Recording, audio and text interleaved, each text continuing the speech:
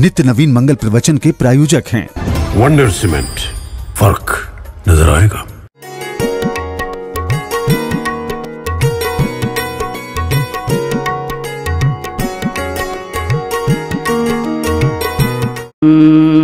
भगवान वीरो मंगलम गौतमो गणी मंगलम कुंद कुंदाद्यो जैन धर्मोस्तु मंगलम।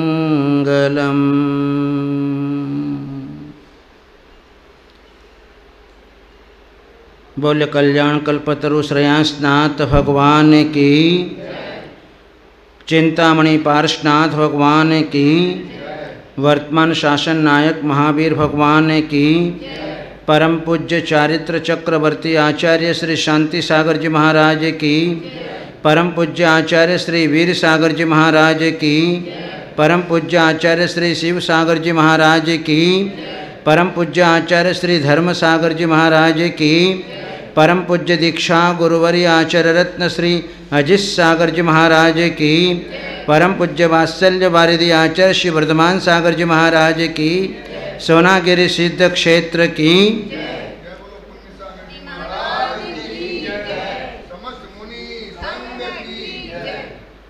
उपस्थित महानुभावों,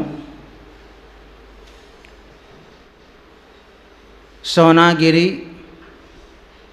सिद्ध क्षेत्र पर मंगलमयी वर्षा योग चल रहा है। इस वर्षा योग में धर्म प्रभावना के अनेक अनुष्ठान यहाँ पर आयोजित हो रहे हैं। प्रतिदिन स्वाध्याय, प्रवचन, क्लास, विधि विधान आदि अनेक प्रकार के आयोजन प्रातः काल से लेकर के सायंकाल तक संघ में निरंतर चल रहे हैं।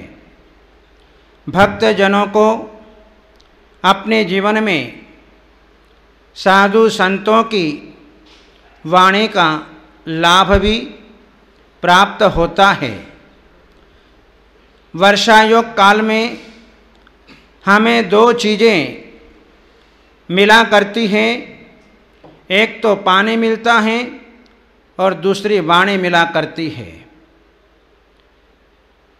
दोनों ही वस्तु हमारे जीवन में कार्यकारी होती है। एक सम्राट चिंतित है क्योंकि उसके पास में अनेक प्रकार का वैभव है, अनेक प्रकार के ग्राम नहर विभूत वैभव उसके पास में है। सम्राट का चिंतित होना स्वाभाविक है। सम्राट के मन में विचार आया कि मैं तो अब बूढ़ा हो चला हूँ, मेरे राज्य का उत्तराधिकारी मेरा बेटा है।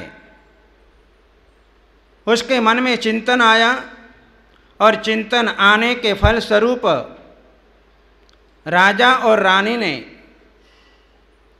परस्पर में विचार किया, एक योजना बनाई और योजना के अनुरूप उन्होंने अपने जीवन में एक दिन नियुक्त कर लिया। प्रातःकाल का समय था। प्रतिदिन की भांति सम्राट का बेटा वह पिता के चरण स्पर्श करने के लिए आया।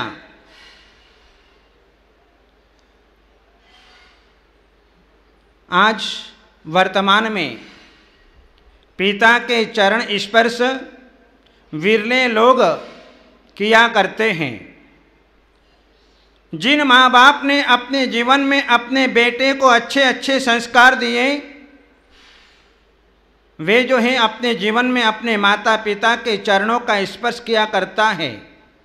जब माता पिता के चरणों का स्पर्श होता है तो माता पिता के मुखारविंद से अच्छे अच्छे आशीर्वाद के शब्द उनके जीवन में निकला करते हैं, जिससे बेटे का जीवन अच्छी तरह से व्यतीत होता हुआ दिखाई देता है। वह बेटा पिता के चरण स्पर्श करने के लिए गया और जैसे ही झुका, सम्राट पीछे हट गया।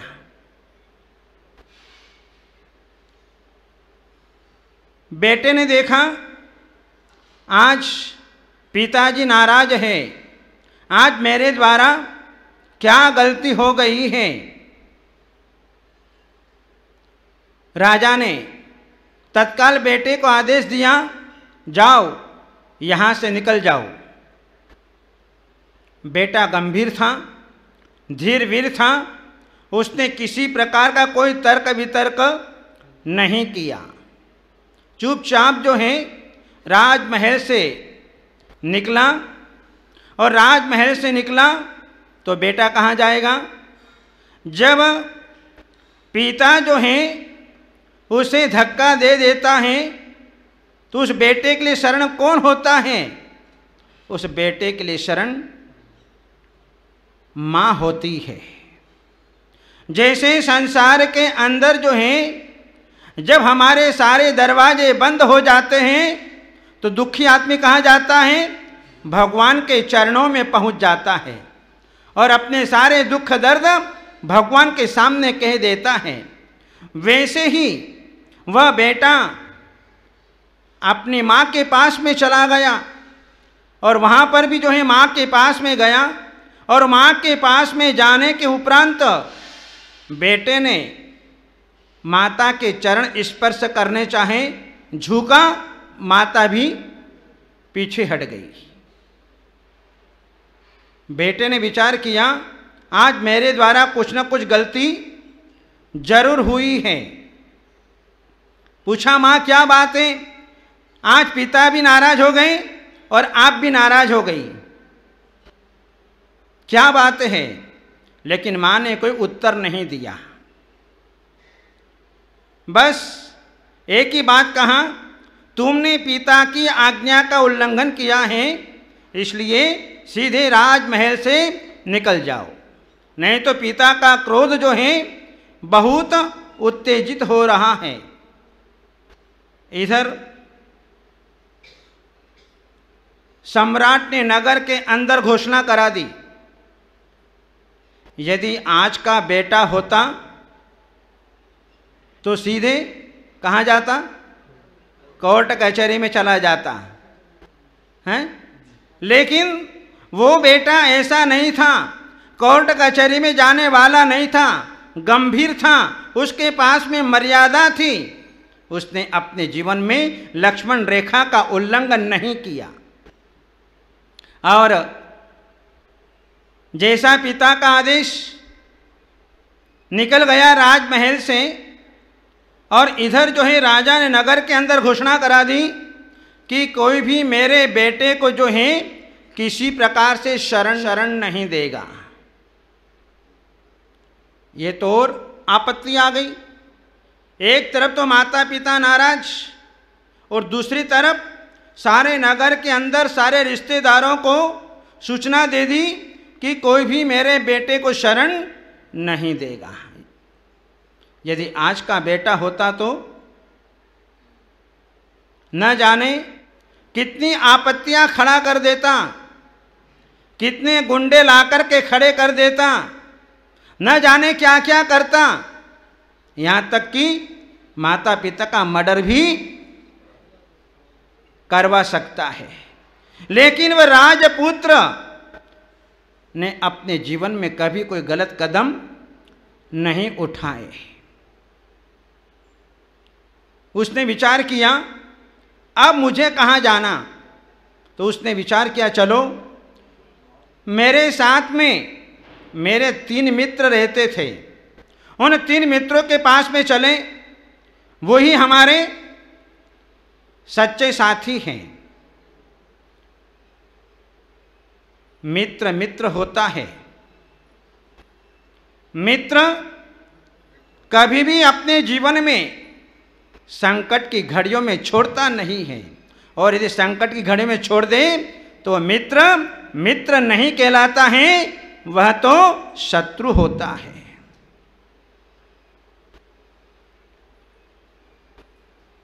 पहले नंबर के मित्र के पास में गया, जो 24 घंटे साथ में रहने वाला, साथ साथ में उठना, साथ साथ में बैठना, साथ साथ में खान पान करना, साथ साथ में घूमने जाना, साथ साथ में स्कूल जाना और साथ साथ में काम करना। ऐसा घनिष्ठ संबंध जिस प्रकार की बलभद्र और नारायण में जैसी मित्रता होती है, ऐसी मित्रता उन दोनों मित्रों के अंदर दिखाई देती थी। जैसे कि आज हम देखते हैं कि वह राजपुत्र जैसे ही पहले मित्र के पास में गया, उस मित्र ने उसको देखते ही अपने घर के दरवाजे बंद कर लिए। अब सोच लीजिए कि जहां मित्र संकट के समय अपने दरवाजे बंद कर लेता है, अब उस मित्र की क्या दशा होगी। वह मित्र अपने मन में क्या विचार करता है। कोई बात नहीं, गया उसके घर पर, दरवाजे बंद थे, बाहर से आवाज़ लगाई और कहा कि भैया अपन तो साथ साथ में रहने वाले थे, साथ साथ में भोजन पानी करते थे, साथ साथ में क्रियाएं करते थे, दरवाज़ा खोलो, आज मेरे जीवन के अंदर संकट आया है। लेकिन उसने कहा, आपको मालूम नहीं, राजा ने आदेश दे दिया है, यदि मैंने आपको शरण दे दी तो मुझे फांसी के तख्ते पर चढ़ना पड़ेगा, मुझे बहुत बड़ा दंड मिलेगा, इसलिए आप चुपचाप यहां से चले जाओ। वह आगे चला, दूसरे नंबर का मित्र मिला।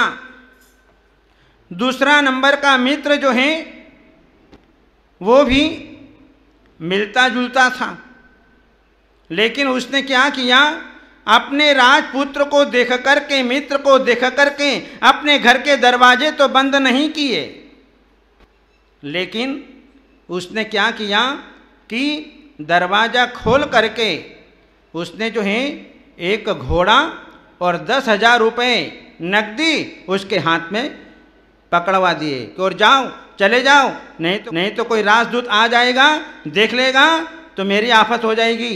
इस प्रकार से जो है राजपुत्र वहाँ से भी चल दिया। अब उसने विचार किया कि अब मेरा जो तीसरे नंबर का जो मित्र था, वो मित्र ऐसा था जो कभी कभार मिलता था, महीने 2 महीने 4 महीने में कभी एक बार मिल जाया करता था, और जो है उससे बात भी पूरी नहीं हो पाती थी। 1-2 मिनट रुका और आगे बढ़ गया। इधर जो है जब वह राजपुत्र तीसरे नंबर के मित्र के पास में पहुंचा, और पहुंचने के उपरांत उसने बेफिक्र होकर के उस राजपुत्र को शरण दे दी, अपने घर के अंदर ले गया, उसे भोजन पानी कराया और सुख दुख की बात पूछ रहे थे। इतने में जो है राजदूत वहाँ पर आ धमके, और जो है सारे समाचार जान करके उस राजदूत ने राजा से जाकर के सारे समाचार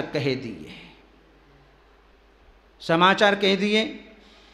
अब जो है घर के लोगों को चिंता हो गई कि हम तो, हमारा बूढ़ापा चल रहा है, घर में इकलौती संतान है, और ये इकलौती संतान होने के नाते अब हम किसके भरोसे रहेंगे? क्योंकि राजा ने आदेश दे दिया है कि जो भी राजपुत्र को शरण देगा उसे फांसी के तख्ते पर चढ़ाया जाएगा।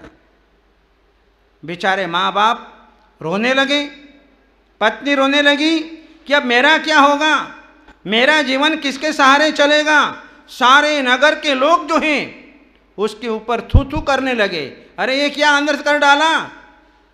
ऐसा जो है विचार करके जो है राजपुत्र को पकड़ करके जो है वहाँ पर राजमहल में ले गए। सारा राजमहल खचाखच भर गया और जो है राजा ने जो है उन तीनों मित्रों को बुलवाया। तीनों मित्रों को बुला करके खुश हो रहे थे। पहले नंबर का मित्र बहुत खुश हो रहा था, चलो आज मैंने राजा की आज्ञा का पालन किया है तो आज मुझे कुछ धन वैभव मिलेगा, आज मुझे कुछ धन वैभव मिलेगा, कुछ सोना चांदी मिल जाएगा, रुपया पैसा मिल जाएगा। बहुत खुश हो रहा था। और राजा भी जो है बहुत होशियार था। देखो परीक्षा करना, परीक्षा कैसे होती है ये हर कोई परीक्षा नहीं कर सकता। राजा परीक्षा कर रहा था और परीक्षा सबकी होगी। जो पढ़ता है उसी की परीक्षा होती है, जो नियम लेता है उसी की परीक्षा होती है, जो नियम नहीं ले उसकी क्या परीक्षा होगी। जो अंतराई पालता है उसकी परीक्षा होती है, अब जो अंतराई पाले नहीं तो उसकी क्या परीक्षा होगी।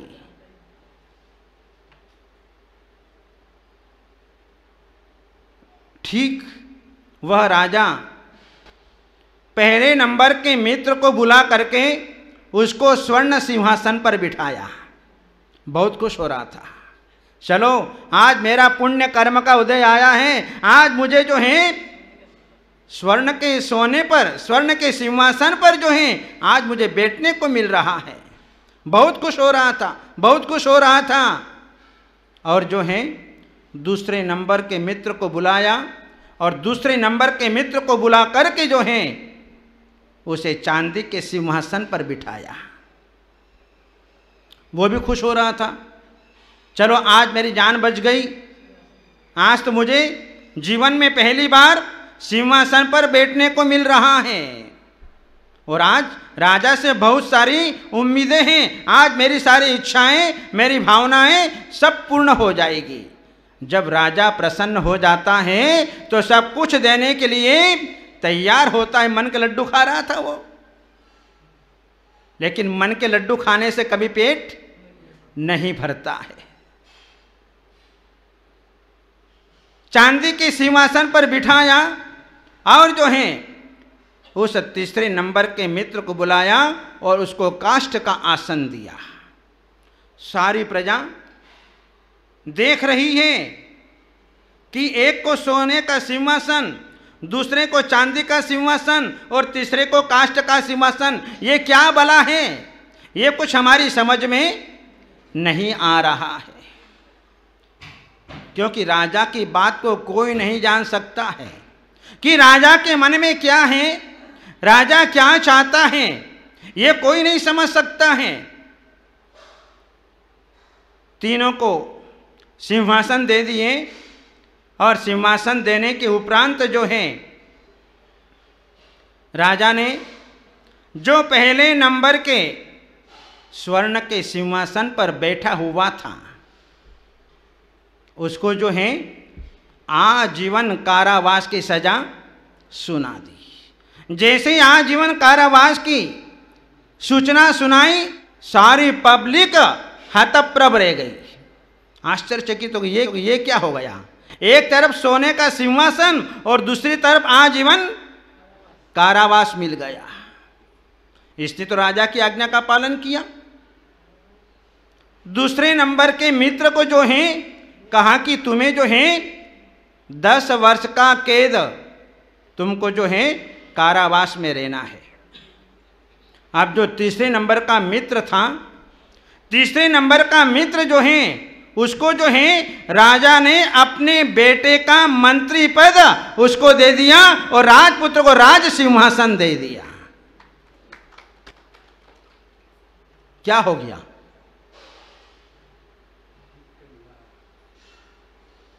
कि जिस तीसरे नंबर के मित्र ने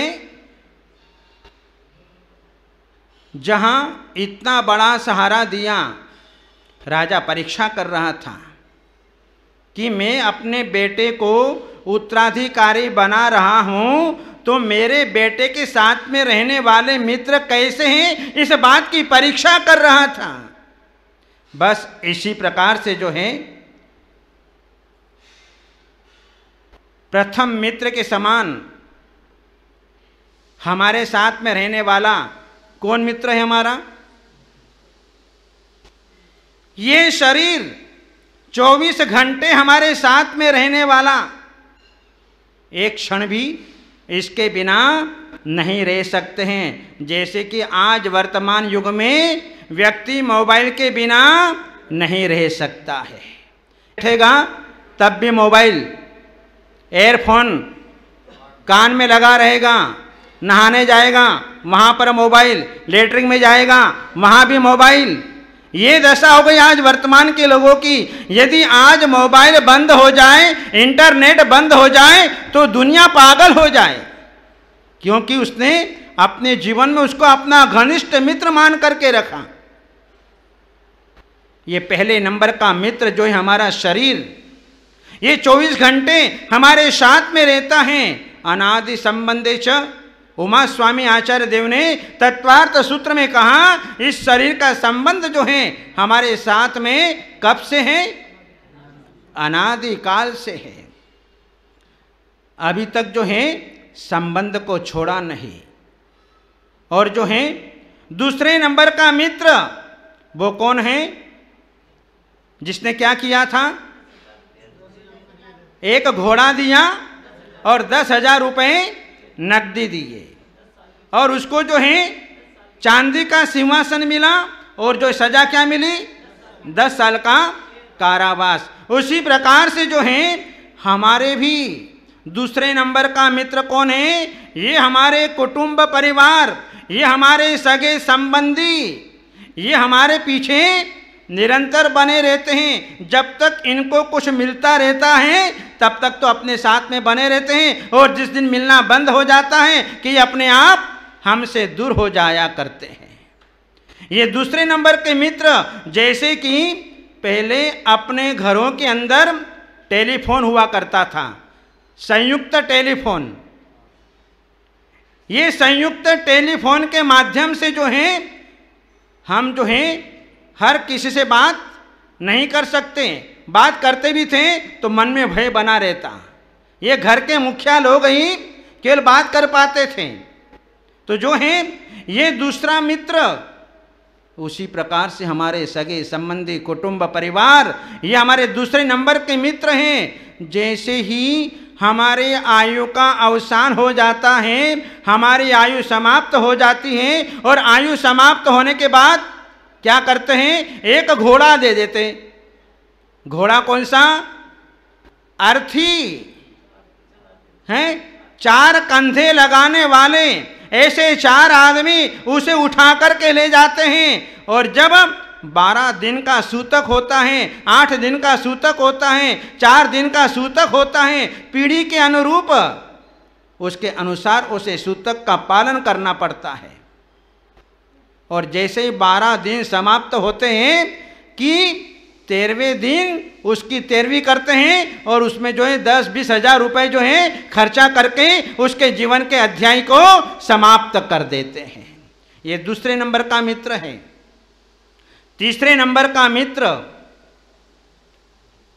जिसने अपने जीवन की चिंता नहीं की, उसने विचार किया जिस मित्र का, जिस राजपुत्र का किसी प्रकार से दोष नहीं है, कोई अपराध नहीं किया है, कोई गलती नहीं किया है, और उसको राजमहल से क्यों निकाला? जो होगा सो होगा, सबसे पहले फांसी के तख्ते पर मैं चढ़ूंगा, इसके बाद मैं इस राजपुत्र को चढ़ने दूंगा। ये तीसरे नंबर का मित्र ये तीसरे नंबर का मित्र जो है वो किसके समान होता है? टेलीग्राम की तरह। टेलीग्राम कब किया जाता है? हैं? क्यों बाबू भाई? हैं?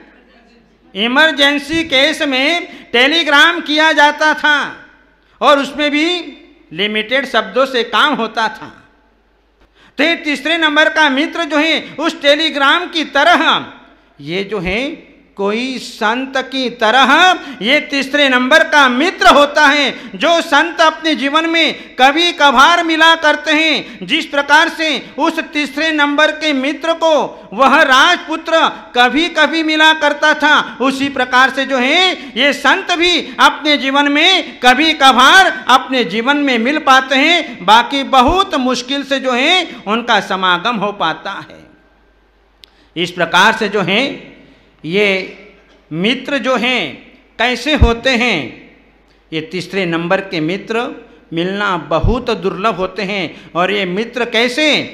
पापम निवारयति योजयते हिताय गोह्यम निगोहति गुणान् प्रकटीकरोति आपद्गतं न च जहाति ददाति काले सन्मित्रलक्षणमिदं प्रवन्ति संत।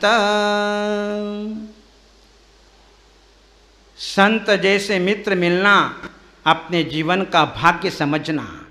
जिसे अपने जीवन में साधु संतों की सेवा करने का अवसर मिल गया, साधु संतों के चरण स्पर्श करने का जीवन में अवसर मिल गया, जिसे अपने जीवन में वैयावृत्ति करने का अवसर मिल गया, जिन्हें दान देने का अवसर मिल गया, जिन्हें तीर्थों की सेवा करने का अवसर मिल गया, जिन्हें अपने जीवन में दुखी जीवों का अवसर मिल गया सेवा करने का, वो दुनिया के अंदर सबसे बड़ा भाग्यशाली जीव होता है, भाग्यशाली पुरुष होता है।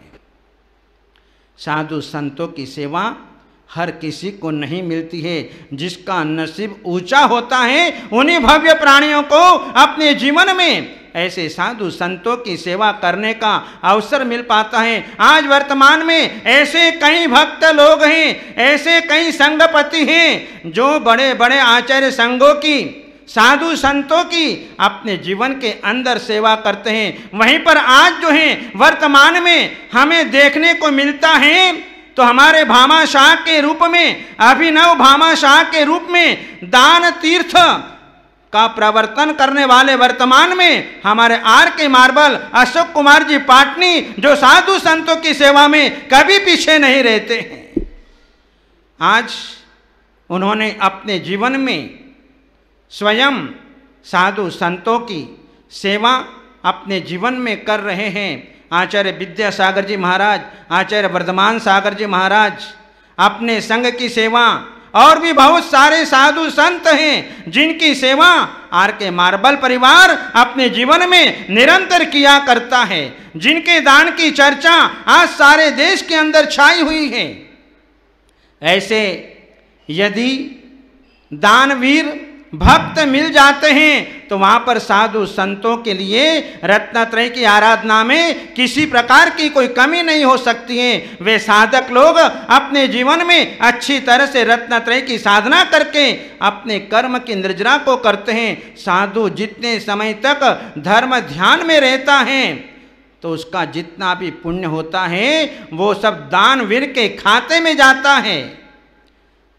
इस प्रकार से संत जो होता है, मित्र जो होता है, पापम निवारयति, जो पापों से हमें दूर करता है, जो हमें अपने जीवन में पापों से छुड़ाता है, जो हमें पापों से निकाल देता है और हमें पुण्य के मार्ग की ओर ले जाता है, वह हमारा सच्चा मित्र होता है।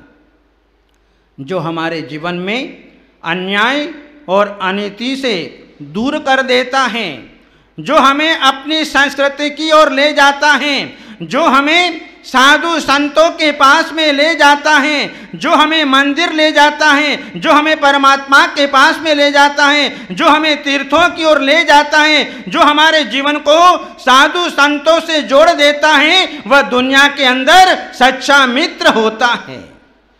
और ऐसा मित्र जो है हमें अपने जीवन में जब मिल जाता है तो हमारे जीवन में कायाकल्प हो जाया करता है। जो तुम्हारे जीवन को कर दे पावन उसे कहते हैं मित्र। जो हमें परमात्मा से मिला दे उसे कहते हैं मित्र।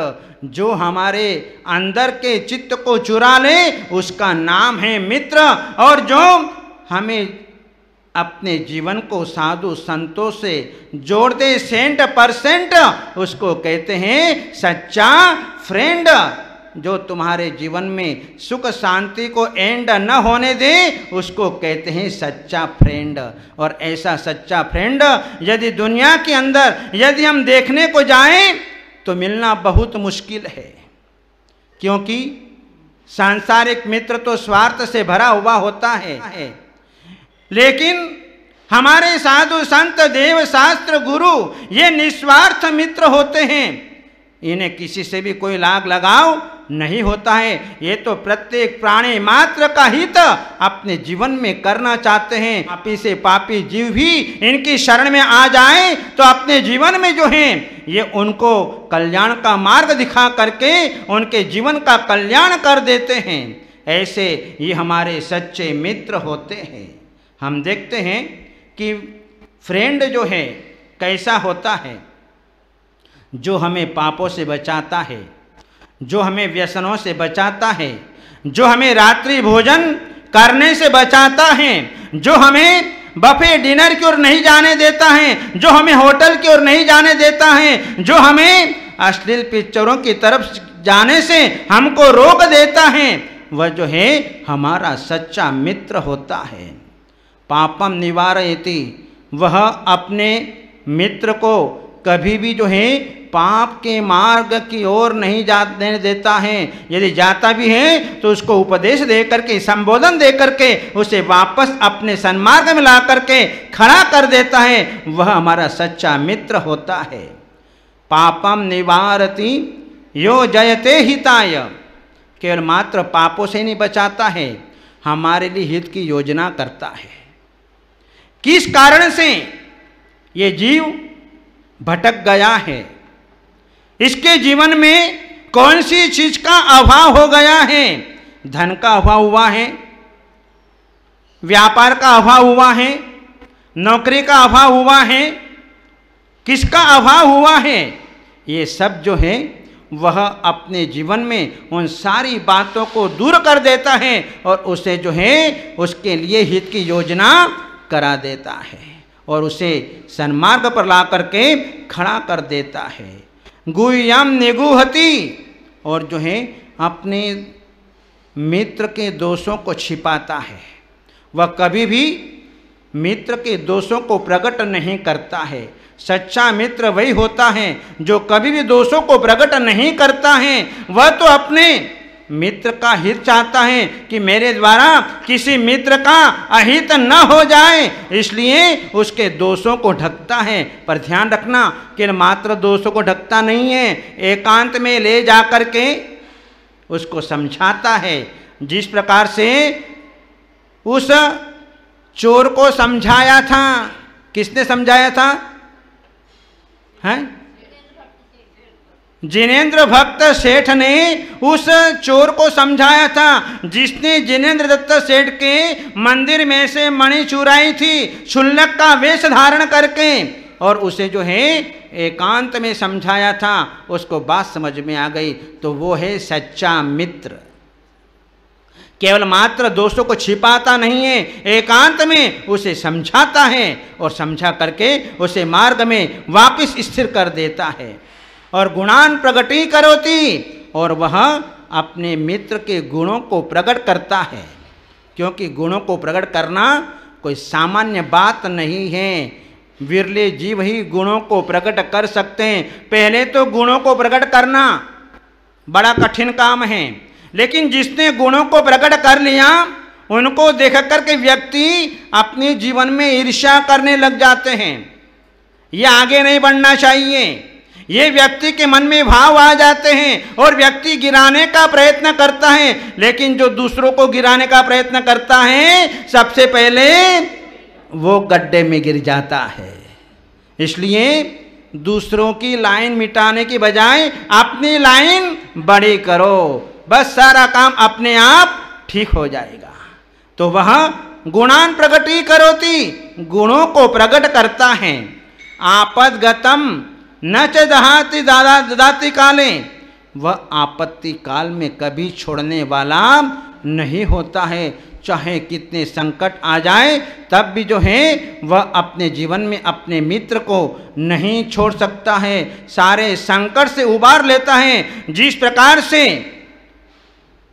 मेवाड़ राज्य को स्वतंत्रता प्राप्त कराने के लिए भामाशाह ने महाराणा प्रताप को संकट के समय में नहीं छोड़ा और अपना सारा द्रव्य जो है महाराणा प्रताप के लिए समर्पित कर दिया, और महाराणा प्रताप ने उस सामग्री को लेकर के पुनः जो है युद्ध क्षेत्र के अंदर विजय प्राप्त की और मेवाड़ को जो है अपने जीवन में स्वतंत्रता प्राप्त करा ली।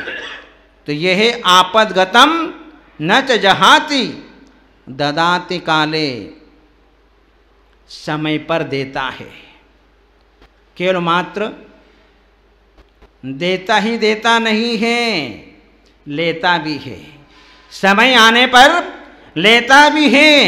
ऐसे जो है मित्र हुआ करते हैं। फ्रेंड जो होता है, कैसा फ्रेंड होता है? फ्रेंड की स्पेलिंग करो, क्या है फ्रेंड की स्पेलिंग? FRIEND, यह है फ्रेंड, उसको कहते हैं सच्चा फ्रेंड। एफ का मतलब होता है जो फास्ट होता है, जो एक्टिव होता है, सक्रिय होता है, जो अपने जीवन में मंद मंद काम करने वाला नहीं होता, फास्ट हर तरह से अपने जीवन के अंदर कार्य करने में सक्षम होता है। एफ और आर रेशनल, बुद्धि से संपन्न होता है, उसके पास में बुद्धि होती है। यदि बुद्धि न हो तो मित्र की संज्ञा को प्राप्त नहीं कर सकता। आई इम्प्रेसिव, वह जो है प्रभावशाली, क्योंकि मित्र प्रभावशाली होगा तो सामने वाले को प्रभावित कर सकेगा, अन्यथा प्रभावित नहीं कर सकेगा। ई अर्नेस्ट, उत्साही हो, गंभीर हो, अपने जीवन में छुछुरपना नहीं करने वाला, चंचल नहीं हो, गंभीर हो, किसी बात पर विचार करने वाला हो, और उत्साही, हर तरह जो है उसके भीतर नए नए उत्साह उसके भीतर जो है दिखाई देते हैं। एन नोबल, उच्च कुलीन, यदि उच्च कुलीन नहीं होगा तो वह बुद्धि से संपन्न नहीं हो सकता, प्रभावशाली नहीं हो सकता, उत्साही नहीं हो सकता, गंभीर नहीं हो सकता, उसमें कोई गुण नहीं हो सकता। इसलिए जो है उच्च कुलीन होना चाहिए। और डी डेडिकेशन, समर्पण भाव वाला। यदि समर्पण नहीं होगा तो अपने जीवन में कुछ भी उपलब्ध नहीं कर सकता है। समर्पण पहले, जो गुरु ने कहा, जो माता पिता ने कहा, बस जैसा कहा वैसा कर लिया तो उसकी नैया पार हो जाती है, नहीं तो जो है शिष्य भटक जाता है, बेटा भटक जाता है, उसकी कोई गति नहीं होती है। जिस प्रकार से धागे से कटी हुई पतंग की दशा होती है, वैसे ही समर्पण के अभाव में रहने वाला जीव जो है वह अपने जीवन में वह उस पतंग की तरह होता है, उसका कोई अता पता नहीं होता है कि कहाँ जाकर के गिरेगी। इसलिए समर्पण से युक्त वह मित्र होना चाहिए। और जो है ये गुण यदि होते हैं तो समझना वही हमारा फ्रेंड हो सकता है, अन्यथा फ्रेंड नहीं हो सकता है। दुनिया के अंदर बहुत सारे लोग हैं और वे लोग अपने जीवन में, जब से इंसान धरती पर जन्म लेता है तब से वह मित्र बनाना शुरू कर देता है। बचपन अवस्था से मित्र हमारे प्रारंभ हो जाते हैं। जब गली मोहल्ले में हमारे घर का बालक खेलने जाता है तो एक दूसरे को मित्र बना लेते हैं, और जब और बड़ा हो जाता है फिर साथ साथ में स्कूल जाते हैं, वहाँ पर भी जो है अपनी मित्रता कायम रखता है। और जो है जब शादी हो जाती है तो पत्नी को अपना मित्र बना लेता है, क्योंकि पत्नी जो है, श्रीमती जो है, वह बहुत बड़ा सहयोग करती है आदमी को। इसलिए जो है दोनों की मित्रता परस्पर में जो है एक दूसरे के प्रति समर्पण का भाव लिए हुए होती है। अपने आचार विचारों को आदान प्रदान जो है वे दोनों परस्पर में किया करते हैं। अपने सुख दुख की कहानी जो है दोनों परस्पर में कह करके अपने मन को हल्का कर लिया करते हैं। बहुत बड़ा सहयोग करती आदमी को। इसलिए जो है दोनों की मित्रता परस्पर में जो है एक दूसरे के प्रति समर्पण का भाव लिए हुए होती है। अपने आचार विचारों को आदान प्रदान जो है वे दोनों परस्पर में किया करते हैं। अपने सुख दुख की कहानी जो है दोनों परस्पर में कह करके अपने मन को हल्का कर लिया करते हैं। जो है मित्र जब मिल जाया करते हैं तो फिर जो है हम अपने जीवन में निस्वार्थ मित्र, जब युवा अवस्था में जब पत्नी के साथ में हमारी मित्रता होती है तो हमारी गृहस्थी आराम से चला करती है। जहाँ हम देखते हैं कि आज जो हैं हमारे अशोक कुमार जी और सुशीला जी, इन दोनों में कितनी घनिष्ठता है, इन दोनों में परस्पर में एक दूसरे के प्रति कितना समर्पण का भाव है, और हर पति पत्नी में समर्पण का भाव होता है।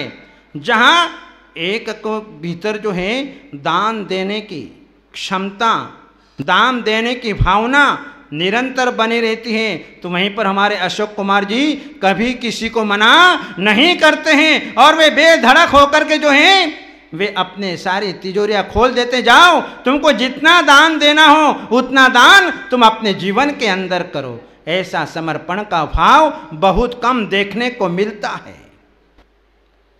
तो जहां ये समर्पण का भाव होता है तो वहां पर हमारी मित्रता कायम बनी रहती है, और थोड़ा सा भी कुछ अनबन हो गई तो मामला खटाई में पड़ जाता है। वहाँ पर मित्रता का संबंध खराब होने लगता है, और वहाँ पर तू मैं होना शुरू हो जाती है। इसलिए जो है निस्वार्थ मित्र मिलना दुनिया के अंदर बहुत कठिन काम है, लेकिन पुण्यशाली जीवों को अपने जीवन के अंदर ऐसे मित्र भी मिल जाया करते हैं, जिनके भीतर कोई स्वार्थ नहीं, कोई लाग लपेट नहीं।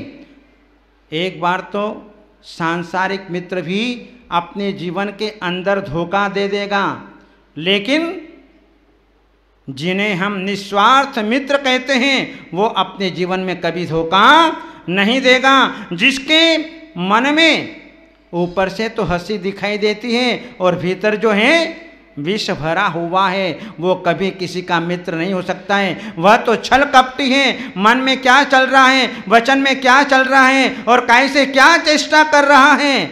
मुंह में राम बगल में छुरी वाला किसी का मित्र नहीं हो सकता है। ऐसे मित्र मिलना बहुत मुश्किल होता है।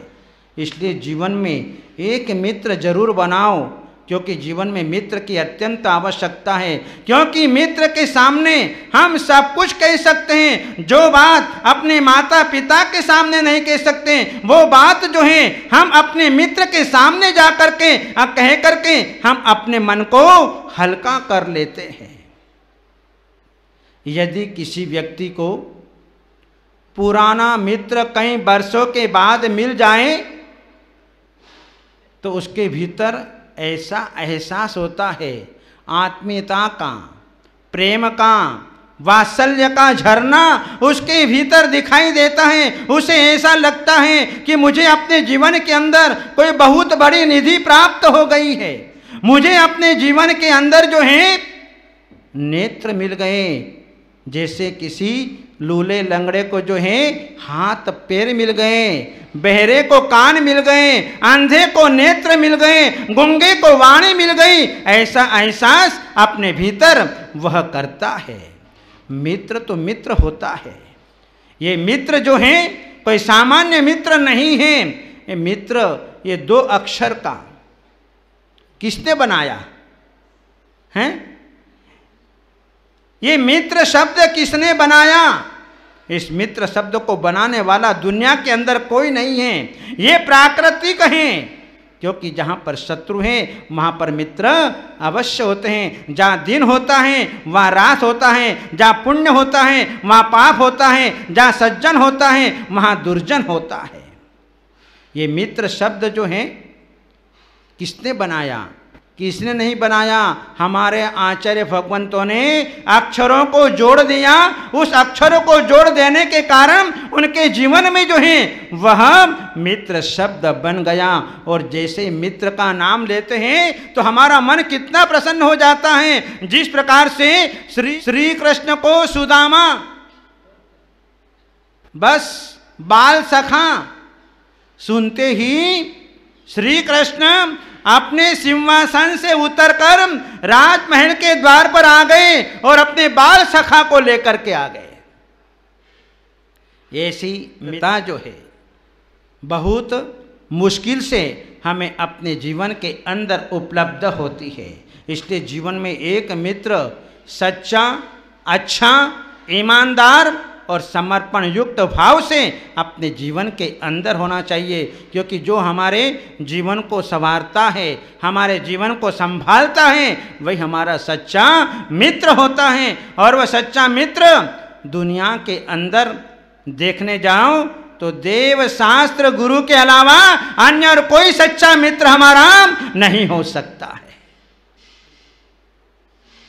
जहां जिनेंद्र भगवान के भीतर कोई लाग लपेट नहीं है, कोई राग भाव नहीं है, कोई द्वेष भाव नहीं है, वो तो इनकी शरण में जो भी चला जाए उसका कल्याण ही कल्याण है। शास्त्र की शरण में जो चला जाए उसका कल्याण ही कल्याण है। और जो गुरु की शरण में चला जाए उसका भी कल्याण ही कल्याण है।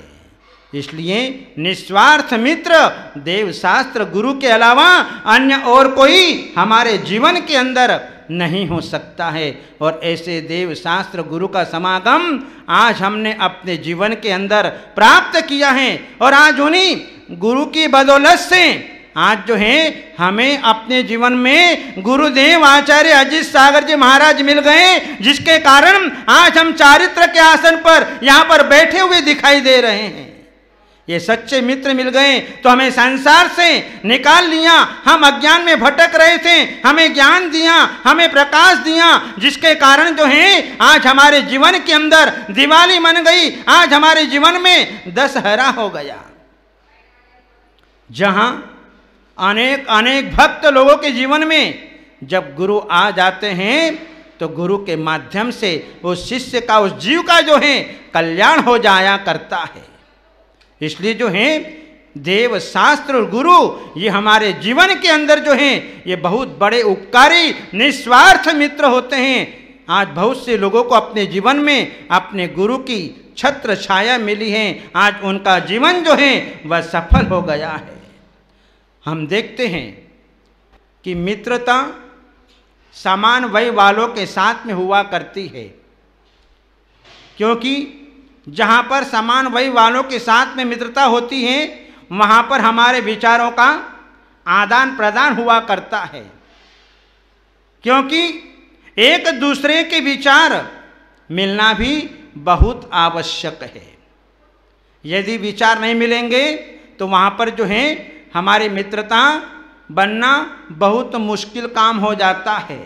इसलिए जो है हमें अपने जीवन में देखना, हमारे जन्मजात वैर रखने वाले प्राणी सर्प और नेवला, बिल्ली और चूहा, अजगर और मेंढक, गाय और शेर, ये प्राणी ऐसे हैं, ऐसे बहुत से प्राणी हैं जिनका जन्मजात वैर होता है, लेकिन जब ये अपने जीवन में साधु संतों को, अरहंत भगवान को अपने जीवन के अंदर मित्र बना लेते हैं, संत भगवंत को मित्र बना लेते हैं, तो अपना सारा जन्मजात वैर समाप्त हो जाया करता है। ऐसी संत और भगवंत की कृपा होती है कि वे जन्मजात अपना वैर भूल जाया करते हैं। इस प्रकार से जो है ये मित्र हमारे जीवन के अंदर बहुत बड़े उपकारी होते हैं। इसलिए हमें अपने जीवन में हंस के समान, गाय के समान भद्र परिणामी ऐसा मित्र हमारे जीवन के अंदर आवश्यक है। जिस प्रकार हंस भेद विज्ञान का प्रतीक है, उसी प्रकार से हमारे जीवन में भेद विज्ञान को प्राप्त कराने वाले ऐसे संत भगवंत हमारे जीवन में अत्यंत आवश्यक हैं। जब ऐसे भेद विज्ञानी जीव हमें अपने जीवन के अंदर मिल जाते हैं तो हमारा मोक्ष मार्ग प्रशस्त हो जाया करता है। गाय के समान भद्र परिणामी, गाय कितनी भोली होती है, हैं? गाय कितनी भोली होती है, उसके भीतर किसी प्रकार का कोई छल कपट का परिणाम नहीं होता है, शांत होती है। ऐसे जो हैं यदि मित्र हमारे जीवन के अंदर आ जाएं तो हमारा कल्याण हो जाए। और ये मित्र हमारे संत महात्मा हमारे जो है ये परम सच्चे मित्र हैं। ये दिगंबर संत हमारे सच्चे परम मित्र हैं, जो कि गाय के समान भद्र परिणामी और जो हंस के समान भेद विज्ञानी ऐसे मित्र हमें अपने जीवन के अंदर मिल जाते हैं तो हमारा कायाकल्प हो जाया करता है। जहां हम देखते हैं कि मृत्यु को भी मित्र कहाँ है, हम समाधि मरण में पढ़ते हैं मृत्यु मित्र उपकारी जीय को, लेकिन सारा संसार उस मृत्यु को अपना शत्रु मानता है। आज वर्तमान में हमारे दिगंबर साधु संत उस मृत्यु को अपना मित्र मान करके अपने जीवन में इस सड़े गले शरीर से निकल करके अपने जीवन में मोक्ष मार्ग की यात्रा कर लेते हैं।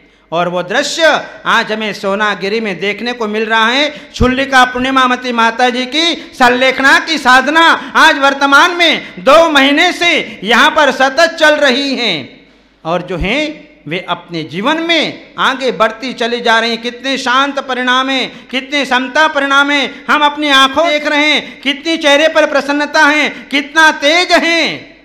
ये जो हैं अच्छे अच्छे साधकों में भी देखने को नहीं मिलता। ऐसी जो हैं ये इन्होंने अपने जीवन के अंदर मृत्यु का सबसे बड़ा मित्र माना और मित्र मान करके अपने जीवन में भेद विज्ञान कर रही हैं और भेद विज्ञान के माध्यम से अपने जीवन में आगे बढ़ रही है। वहीं पर देखते हैं ये भाद्रपद मास चल रहा है और भाद्रपद मास में अनेक साधु संत, चातुर्मास काल में अनेक श्रावक लोग भी अपने जीवन में इस भाद्रपद मास में तपस्या कर रहे हैं। जहां आज सोनागिरी सिद्ध क्षेत्र के अंदर आज हमारे संगस्थ मुनि, परम तपस्वी मुनि श्री उदित सागर जी महाराज आज जो हैं 48 दिवसीय भक्तांबर महामंडल विधान के उपवास जो हैं आज अपने जीवन में सानंद संपन्न कर रहे हैं। आज उनका कौन सा दिन है? 27वां दिन है। 27 दिन से जिनके पेट में एक भी अन्न का दाना नहीं है। आप विचार करेंगे जिस समय उन्होंने अपना उपवास की साधना 14 अगस्त से प्रारंभ की, उसके 15 दिन पहले से उनका नीरस भोजन चल रहा था और पालने के बाद में भी इनका नीरस भोजन 15 दिन इनके नियम के अनुसार आएगा।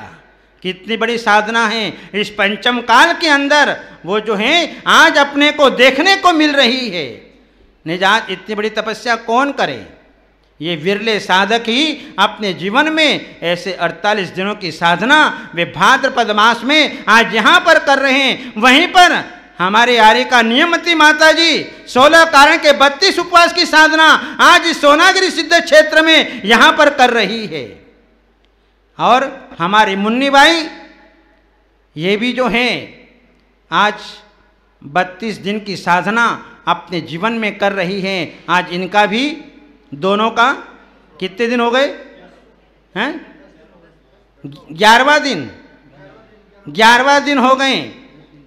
ये जो हैं तप को अपना मित्र बनाया, क्योंकि जब तक तप को मित्र नहीं बनाएंगे तब तक हम अपने जीवन में आगे नहीं बढ़ सकते हैं, हमारे कर्म नष्ट नहीं हो सकते हैं, हम अपनी इच्छाओं के ऊपर विजय प्राप्त नहीं कर सकते हैं। ये तप साधना जो है हर इंसान को अपने जीवन के अंदर करना पड़ेगी। चाहे आज करो, चाहे कल करो, चाहे 1 साल बाद करो, चाहे 5 साल, 10 साल, 20, 50 साल बाद या 1000 साल बाद या लाख भव बाद करो, लेकिन हर जीव को तपस्या करनी पड़ेगी, क्योंकि तपस्या के बिना हमारे कर्म क्षय को प्राप्त नहीं हो सकते हैं। दान भी हमारा परम मित्र है, क्योंकि जहाँ पर दान दिया जाता है वहाँ पर हमारा वैर भाव समाप्त हो जाता है। दान देने वाले के हर व्यक्ति अपने जीवन में मित्र हो जाया करते हैं। जहाँ दान की ऐसी महिमा है, जहाँ हमारे आचार्य भगवंतों ने दान की कितनी महिमा गाई है कि सप्त क्षेत्रों में दान देना, जिन बिंबम जिनागारम जिन यात्रा प्रतिष्ठितम, जिन बिंब का निर्माण कराना, जिन मंदिर को बनाना और तीर्थ यात्रा करना, पंच कल्याणक प्रतिष्ठा कराना और 4 प्रकार का दान, आहार दान, ज्ञान दान, औषध दान, अभय दान करना, ये जो है इस प्रकार से सप्त क्षेत्र दान के बतलाए। क्योंकि जहाँ पर दान दिया जाता है वह अपने जीवन में स्व और पर का कल्याण करने वाला होता है। अनुग्रहार्थम सस्याति सर्गोदानम। उमा स्वामी आचार्य देव ने कहा कि स्व और पर का उपकार करने के लिए अपने धन का त्याग करना, उसका नाम है दान। और आज जो है वर्तमान में ऐसे ऐसे भक्त लोग हैं जो अपने जीवन में अपने हाथों से दान देते हैं। वहीं पर जो है हमारे आर के मार्बल जो हैं वे पीछे नहीं हैं, जो अपने जीवन में उनके यहाँ पर कोई भी दाता चला जाए तो उनके मुख से कभी ना शब्द तो निकलता ही नहीं है। हम कहीं पर भी आ जा नहीं सकते हैं, हम किसी से किसी प्रकार की कोई सलाह मशवरा नहीं कर सकते। इसलिए जीवन को संवारने के लिए, जीवन को संभालने के लिए, जीवन को सुरक्षित रखने के लिए हम अपने जीवन में जो है वह परम मित्र अपने जीवन के अंदर बना सकते हैं। इस प्रकार से जो है आज ये मित्र के बारे में आप लोगों ने सुना। अपने जीवन में निस्वार्थ मित्र को ढूंढना, क्योंकि निस्वार्थ मित्र वह तो पुण्य से ही मिला करता है। बिना पुण्य के देव शास्त्र गुरु जैसे मित्र अपने जीवन के अंदर हमें कभी भी उपलब्ध नहीं हो सकते हैं। इसलिए अपने जीवन में जो है एक अच्छा मित्र हमें कीमत से नहीं किस्मत से मिला करता है। हाथ को चोट लगती है तो आंख आंसू बहाती है, और जब आंख रोती है तो हाथ आंसू पोंछने का काम देता है। इसलिए अपने जीवन में जो है वह मित्र जरूर बनाना, और देव शास्त्र गुरु ही हमारे सच्चे मित्र हैं जो हमें मोक्ष को प्राप्त कराने में सहायक होते हैं। इन्हीं मंगलमय भावनाओं के साथ आप सबके लिए मंगलमय आशीर्वाद।